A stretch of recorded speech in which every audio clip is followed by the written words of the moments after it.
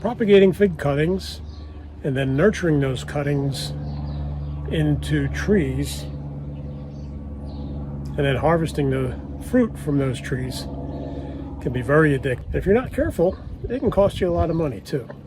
You'll probably start growing a few trees, then you'll grow a few more, and then you'll grow a few more, etc., etc., etc.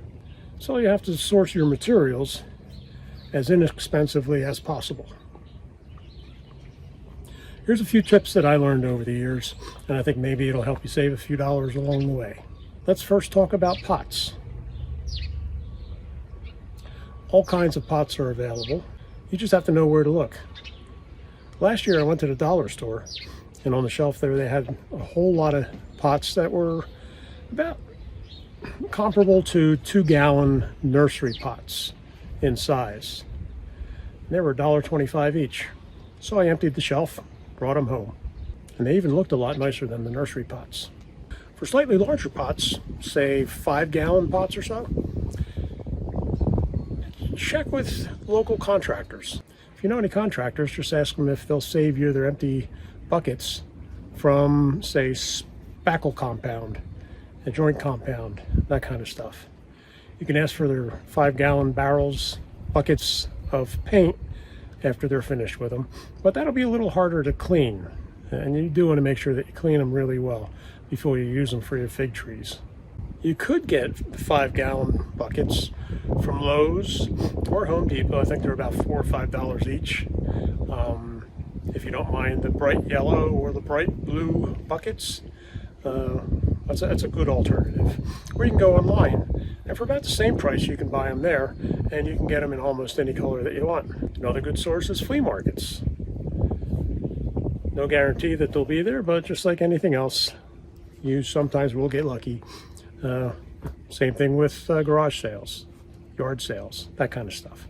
Another thing you can save some money on is watering trees and where you get that water, rather than just taking it out of the tap where eventually you'll be paying for it. My sister-in-law gave me an idea. When you get into the shower, it usually takes half a minute to a minute for the water to go from absolutely cold to the temperature that you feel comfortable taking a shower in. All that water generally just runs right down the drain. If you keep a bucket, one of your 5-gallon buckets, in the shower, start off the water running into that bucket, and then when it's the temperature, then enjoy your shower. Those buckets come in real handy for watering your fig trees and your garden in general. The other thing is, I have a rain barrel on the side of my house. One of my downspouts goes right into it, and that water is great. It's like the rain barrel holds about 55 gallons. Has a hose that comes out the bottom, and the water going into is just running right off the roof.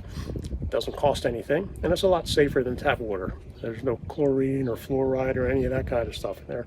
So that just goes right into the barrel, ready for you to use, and fill up your watering cans, or you can hook it to a hose and just let it run right into your garden.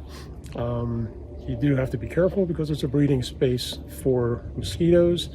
So every now and again, just put a little bit of Dawn in that bucket, and that will generally take care of any problems with mosquitoes laying their eggs in there and expanding their family. Anyhow, yeah, a little bit of soap goes a long way. Another thing you can do is make your own compost to save some money. All those things that you generally just throw in the trash, you can throw into your compost, like kitchen scraps, weeds, clippings from the lawn, leaves, all that stuff. I use a three bin system, so I always have at least one bin that's ready to use. Over the winter, I continue to throw scraps in there, even though the compost that's in there is rock hard at the outer crust. Inside it's nice and warm and breaking down. But all winter we just throw it all in there, and then in the spring when it gets a little bit warmer and that crust thaws out, just turn it, and surprising how quickly that breaks down. It's really great. Another place you can save money is making your own plant markers. You could use a lot of different things. You can use popsicle sticks. Some people use chapsticks, right? Some people use chopsticks.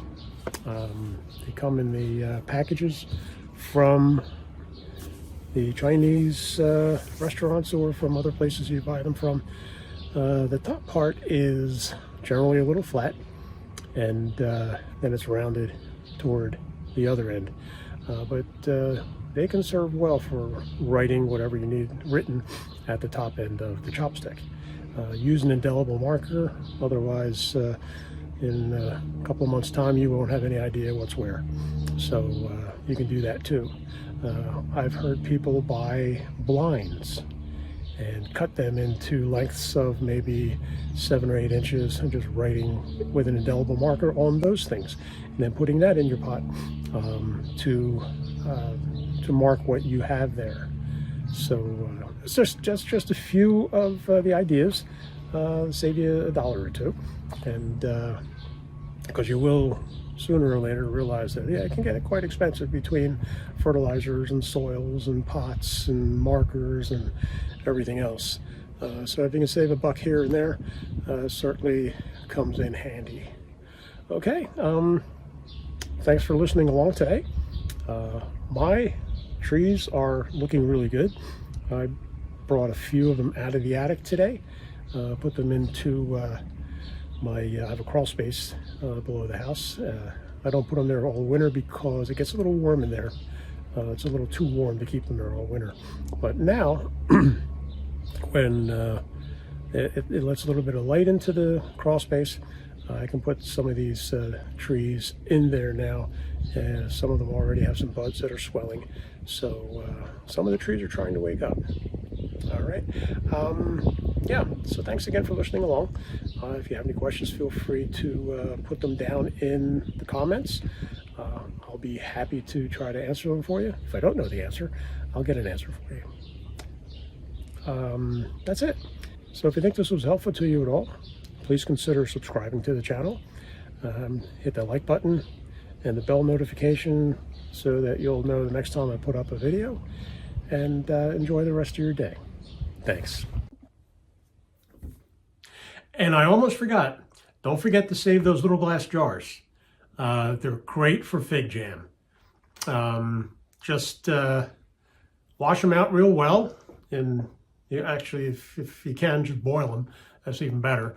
But wash them out real well, and when you start harvesting all those figs and want to make some fig jam, they come in really handy.